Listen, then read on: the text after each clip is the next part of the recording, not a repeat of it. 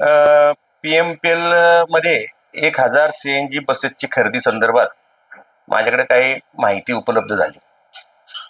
ती माहिती निश्चितपणे त्यामध्ये त्या माहिती इतकी पारदर्शक म्हणजे कोणत्याही ह्या निविदा प्रक्रियेमध्ये पारदर्शकता नाही, नियमानुसार नाही. आमची महानगरपालिकेची जे योगदान आहे ते 40%, म्हणजे आम्हाला देखील त्यांचं रक्कम भरावीची आहे. ते आमची रक्कम योग्य पद्धतीने चालली का नाही, त्याचा कोणाचा अंकुश आहे की नाही, कोण यांना जाब विचारतं की नाही. आज विचार करा, जर टाटा आणि अशोक लेलँड खरं तर 3 निविदा लागतात, 3 वेळा मुदतवाढ द्यावी लागते. ते काय तसं काय घडलेलं नाही. L1 टाटा आलं, मग L2 झालं कसं, याच्यामध्ये संदिग्ध आहे, त्याच्यामध्ये संशय आहे. तर त्यांनी मी त्यामुळे जाहीर पत्र दिलेलं आहे की त्यांनी माझे हे खुलासे दूर करावेत. एक तर मुळात PMPLचा एकत्रितकरण झाल्यानंतर म्हणजे पुणे मनपा आणि पिंपरी चिंचवडचं मिळून ते PMPL झाल्यानंतर पिंपरी चिंचवडच्या रहिवाशांना त्याचा लाभ आहे का? भुर्दंड का हात देतोय आपण रक्कम, ती भुर्दंड आहे का? त्यामुळे या सर्व गोष्टीची प्रामुख्याने चौकशी व्हावी. मी PMPLचे सचिव त्यांना CEO त्यांना देखील पत्र दिलेलं आहे. मी आयुक्तांना देखील पत्र दिलेलं आहे. स्थायी समितीचे अध्यक्ष अभिषेकजी बारणे हे देखील सदस्य आहेत. म्हणजे एवढी मोठी बस खरेदी करताना करा, बस खरेदीबद्दल आमचा कोणताही आक्षेप नाही. वाढती लोकसंख्या आहे, शहर वाढतंय, शहरीकरण झालेलं आहे, लांबवर प्रवास असतो, पण कुठेतरी पारदर्शकता ठेवा. संशय निर्माण होईल, तुम्ही असं का वागता? बरं, माझ्यात माहिती म्हणजे एकदम ऑथेंटिक माहिती नसेल, परंतु मला कोणतरी सांगितलं की अशोक लेलँडची चॅसी क्रॅक मुळे कोर्ट केस चालू आहे. तुम्ही मग कोणती, माझे काय दोन्ही कंपन्या काय नातेवाईक नाही, आणि दोन्ही कंपन्या काय मी त्यांच्या दोन्ही कंपन्यांच्या विरोधात नाही. जे तुमच्या समोर येतं ते मी बोलतोय. आणि टाटाने, आणि माझं तर त्याहून पुढे जाऊन मत आहे, जर टाटा आपल्या शहराचं एक भूषण आहे आणि आमचे अनेक बांधव त्या ठिकाणी सेवा घेत आहेत. तर जर L1 ते येत असेल तर त्यांना नाकारायचं कारण काय? टाटा म्हणजे वर्ल्ड ब्रँड आहे. म्हणजे कुणाच्या तरी आनंदासाठी किंवा ठरवून चाललंय का हे? याच्यामध्ये मला संशय आहे.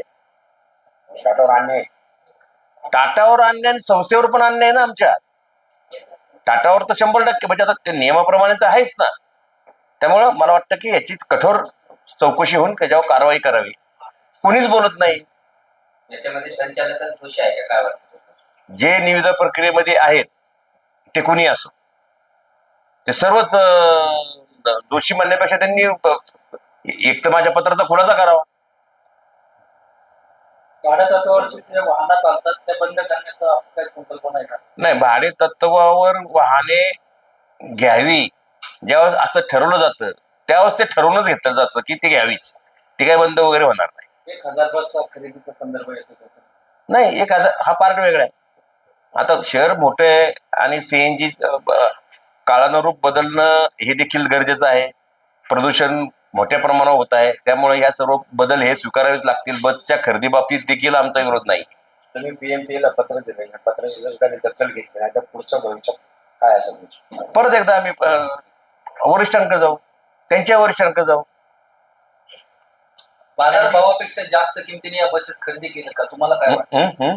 बाजार भावापेक्षा जास्त किमतीने या बसेस खरेदी केल्या आहेत त्याबद्दल मला शंका आहे, म्हणून मी प्रश्न विचारला. आता ते मला निरसन त्याचं होईल त्यांचं आल्यानंतर, मग त्यावर मी भाष्य करेल. त्यावर सदस्य आहेत त्यांच्याकडून त्यांनाही पत्र दिलं, त्यांनाही पत्र दिलं.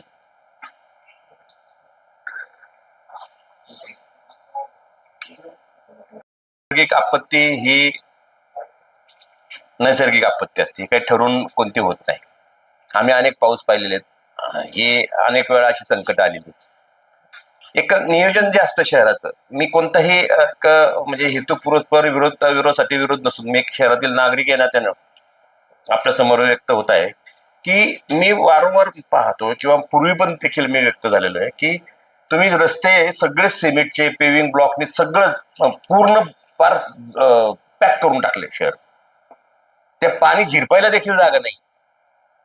ते तुमचे स्त्रोत जे आहेत, आपलं ते बोरिंग बोरिंग करायची म्हणतं पाण्याची स्तर खाली गेलेलं आहे, कारण का पाणी पूर्वी गटर असायची रोडच्या कडेने, अतिशय योग्य पद्धत होती, कधीही रस्ते तुंबले नाही. एवढे मोठे मोठे पाऊस झाले, आता तर रस्ते मोठे झालेले, पण यांनी ते पाणी मुरायला जिरायला कुठंच कसलीच जागा ठेवलेली नाही. आता मला वाटतं की यांनी डोळे उघडावेत. काय आहे? ते तोच खड्डा, तोच झाड. खड्डा काय बदलत नाही, झाड फक्त बदलते, नवीन येते, परंतु वस्तुस्थिती परिस्थिती सेम आहे. आता मला तुम्ही सांगा, करा ना कारवाई ज्यांनी नाल्यावर घरं बांधले, जे नाला अडवून त्यांनी नाला सगळे बंद केलेले नाले, त्यांना कोण विचारणार? कुणी लेआउट केले? ब्ल्यू लाईन मध्ये कुणी लेआउट केले? लेआउट केले तर पाण्याची पावसाची पातळी ही ठरलेली आहे ना. एका दिवसात पाऊस आला आणि मग पिंपरी चिंचवड शहराला कळलं की इतका पूर येऊ शकतो. वर्षानुवर्ष तेच चाललेलं आहे. मग आम्ही जायचं तिथं रील काढायची आणि लोकांना सांगायचं आम्ही काम केलं. अहो, आपण काय उपकार करतो का? त्यांच्याकडून टॅक्स घेतो, त्यांच्यासाठी केलंच पाहिजे, पण ते होऊच नाही त्यासाठी काय आजपर्यंत काय झालं? माझं काय मत आहे की ब्ल्यू लाईनच्या संदर्भात एकदा तुम्ही करा, मग त्या ठिकाणी मोठ्या सीमा भिंती बांधा. ज्या ठिकाणी पूरजन्य परिस्थिती जिथं निर्माण होते त्या ठिकाणी काहीतरी संरक्षण करा. तात्पुरतं त्यांना मग शाळेत न्यायचं, त्यांना जीव खाऊ घालायचं. परत आहे घरात पाणी, मी मागील वेळेस स्वतः घरोघर फिरलेलं मला माहिती, पण मी यावेळेस अटकून गेलो नाही, कारण का मी काय तिथं न्याय देऊ शकलो नाही. मग आता मी माझ्या भागामध्ये सकाळी जर फिरलो ना, ते मी स्पष्ट वॉर्निंग केलेली आहे, आम्ही फक्त एक तात्पुरतं मरमपट्टी करण्यासाठी आलो नाही. तर रस्त्याची उंची कुठे आहे, रस्त्याचा उंचावर कोणता भाग आहे, तर उंचाला मग ते लेवल का करत नाही, तर उंचावर का काढत नाही, दोन्ही साईडनी सरफेस गटर का ठेवत नाही, हे वारंवार ही परिस्थिती उत्पन्न, कारण का पाणी जिरायला मुरायला यांनी जागा अख्खं शहर ते तुम्ही त्या सिमेंटचं आणि पेविंग ब्लॉकचं करून टाकलेलं आहे. महानगरपालिकेच्या वतीने ड्रेनेज लाईन असेल किंवा टर्फ वॉटर असेल, रेड वॉटर असेल, याचं जे नियोजन आहे ते कशा पद्धतीने गेल्याचं दिसून येते या पावसात. हे बघा, पावसाचं पाणी आजपर्यंत पाऊस येत नव्हता का? यापेक्षा भयानक पाऊस पाहिला आहे. काय होत्या सुविधा? जात होतं ना बरोबर गटर आणि पाणी परत खाली. आता गटर कुठं दिसते तुम्हाला? बरं, गटर बंद केलंय अंडरग्राऊंड आल्यामुळे, मग हे सरफेस करा, सरफेस. त्याच्यामध्ये कचरा जरी साचला तरी चालतंय, कचरा काढता येतो, पण जे दोन्ही बाजूनी रस्ता येतो तर सरफेस गटर जर केलं ते पाणी सबकेनी बाहेर निघून जाईल. मुळात म्हणजे पिंपरी चिंचवड महानगरपालिकेची नदी जाते नाशिक किंवा इंद्रायणी असेल यांच्यामध्ये भर टाकून काही हॉटेल, काही मंगल कार्यालय काट्याने साधलेले आपल्याला पाहायला मिळते, त्यांच्यावर कुठलीही कारवाई झालेली का नाही. कारवाई करत नाही? मग ह्यांना कोणी अडवलं? कोणाच्या लागी बंद आहेत? मग हे किती दिवस भोगणार आहे गरीब जनता? ज्याच्या घरात पाणी जातं ना, आम्ही ते दिवस काढलेले आहेत. आमच्या लहानपणी आमचे घर तसंच होतं. ते पाणी आल्यानंतर त्या कुटुंबाची काय दयना अवस्था होती. क्वार्टरला लहान पोरं ठेवावं लागतं. बरं, त्यातनं साप बी बारा तर तुम्ही काय करणार आहे? बिल्डरांच्या फायद्यासाठी नैसर्गिक ओढाणाऱ्यांची दिशा बदलली जाते, तशा अधिकाऱ्यांवरती कारवाई झाली पाहिजे. नाही, माझं असं मत नाही. कोणासाठी काय करा, माझं असं मत आहे, केलं कोणी त्याच्यावर कारवाई करा. ते कोणासाठी ते तो सांगेल ना. मी काय कोणाची सुपारी घेऊन बसलेलो नाही. मी पण एक बांधकाम व्यावसायिक आहे. पण प्रश्न असा येतो की म्हणून नाही सर, तुम्ही एक विरोधी पक्ष नेते म्हणून कसं पाहता? नाही, मी व्यावसायिक म्हणून पण बोलतोय आणि विरोधी पक्ष नेता म्हणून विरोधी पक्ष नेता माझा व्यवसाय नाही, माझी जबाबदारी येते. प्रश्न असा येतो, मी ते अनुषंगानेच बोलतो. यांनी बिल्डरचा विषय निघाला म्हणून बोलतो. मी पण एक व्यावसायिक आहे, पण मी व्यावसायिक विरोधी पक्ष नेता नाही. मी विरोधी पक्षाला जबाबदारीने बोलतोय, लक्षात ठेवा. माझं मत आहे, माझा पण माणूस असू शकतो ना त्याच्यामध्ये. पकडा ना, करा कारवाई. मग मी तुमच्या समोर बसण्याच्या लायक किती नाही, हळू जाऊन सांगायचं की ती कारवाई करू नका, तर मग योग्य ना.